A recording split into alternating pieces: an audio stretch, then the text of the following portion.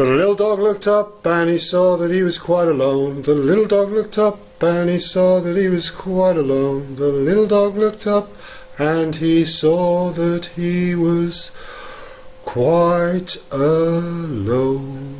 Is the lead track on, it's a track called New Invention. It's the lead track on Big Planet Scary Planet, which is a Jazz Butcher album released by Creation Records, re-released after the Sony takeover. I haven't listened to, well, I've been listening to that a lot recently for one reason and another. Little dogs, you see, little dogs, little dogs. Woof woof, bow wowie.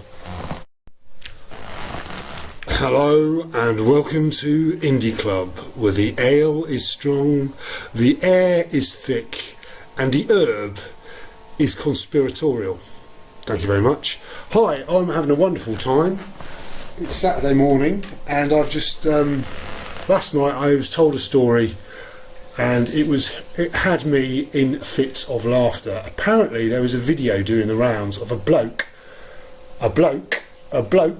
who I used to know, opening a package which well, I don't know what this video is called. I didn't stop to ask because I'm not going to watch it, but let's just say the words Spaceman Free and T-shirt are probably in the title. I can't believe this story. Anyway, it reminded me that I have a package which was sent to me recently which is unopened, and I thought, well, if this Tom, Dick and Harry is having a crack at it, then why can't Sally, as in me? What I mean is, I'm going to do an unboxing video, which I never thought I would do.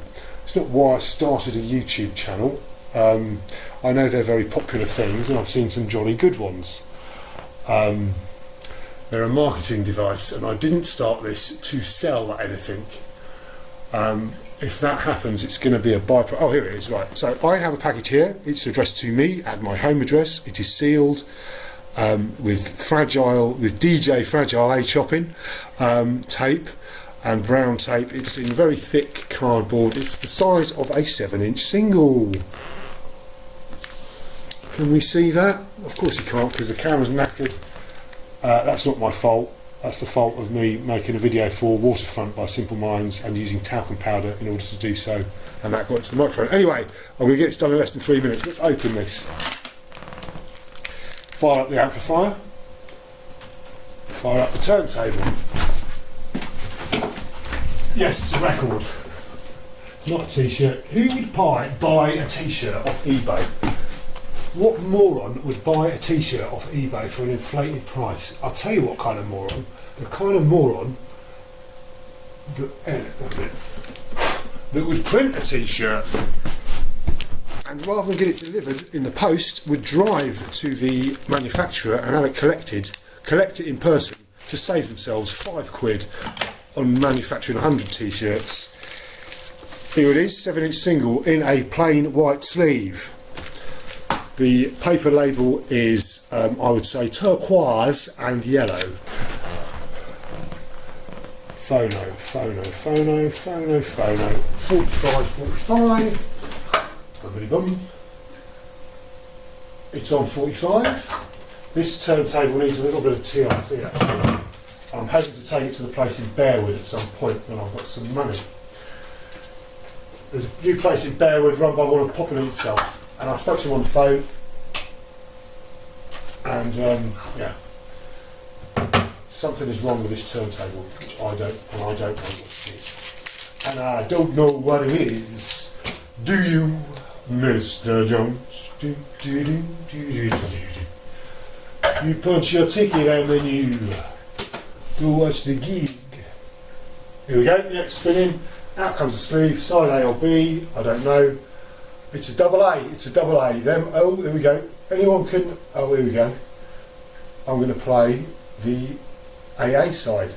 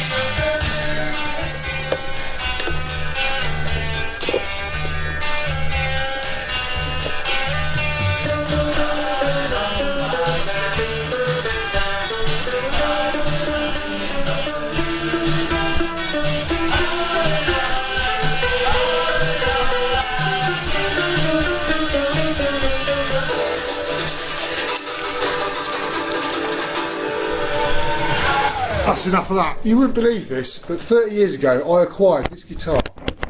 I didn't buy it, I acquired it.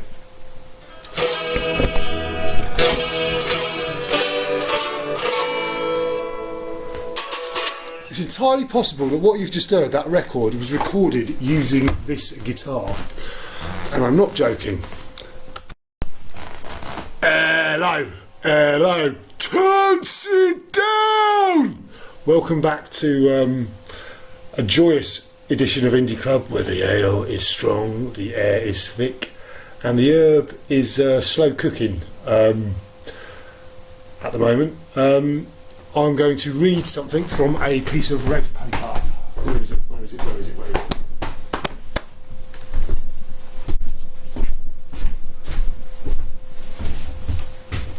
Just a minute ago I put it in a frame and now I can't find it. You put something in a frame to preserve it.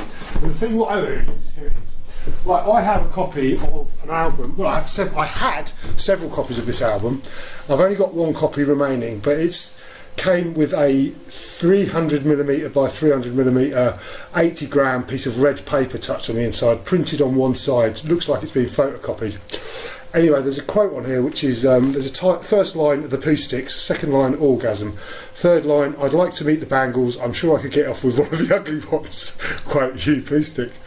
Then there's the track listing, and then, it's not actually in quotation marks this, interestingly enough, but it says, the Poo Sticks played in Trudy's basement on September the 17th, intending to record the gig for a live album to be released on the Fierce label.